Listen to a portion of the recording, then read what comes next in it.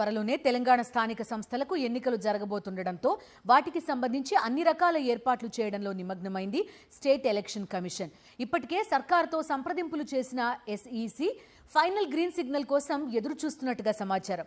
3 దశల్లో local fight ఉండబోతున్నదని అధికారులు చెబుతున్నారు.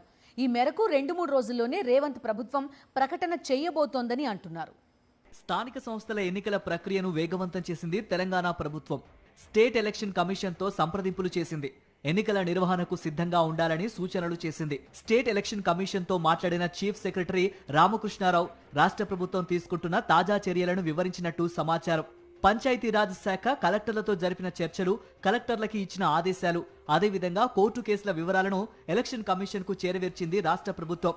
50% రిజర్వేషన్లకు మించకూడదని, కోర్టు ఏదైనా తీర్పు ఇస్తే ఎలా ముందుకు వెళ్లాలి, అదేవిధంగా ఇవ్వకపోతే ఎలా ముందుకు వెళ్లాలి అనే విషయాలన్నింటినీ ఎలక్షన్ కమిషనర్ తో సిఎస్ రామకృష్ణారావు చెప్పినట్లుగా సమాచారం. ఎలక్షన్ ప్రాసెస్ పై కలెక్టర్లతో ఎస్ఈసి ఎప్పటికప్పుడు సంప్రదింపులు చేస్తూనే ఉంది. ఎన్నికల నిర్వహణకు సంబంధించిన ఏర్పాట్లపై కలెక్టర్లు కూడా స్టేట్ ఎలక్షన్ కమిషన్ కు ఎప్పటికప్పుడు నివేదికలు పంపుతున్నట్లుగా తెలుస్తోంది.